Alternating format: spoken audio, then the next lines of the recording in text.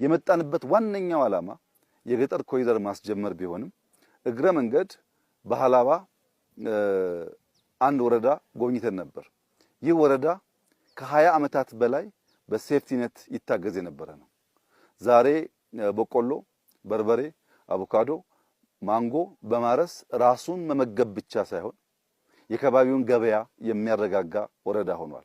አቮካዶውን እኔ መጀመሪያ ሳይው ማንጎ ነው ያልኩት፣ ምክንያቱም ትልቅ ስለሆነ እኛ የምናውቀው አቮካዶ መልክ የለውም፣ ትላልቅ ነው፣ የማንጎ ፎርም ነው ያለው።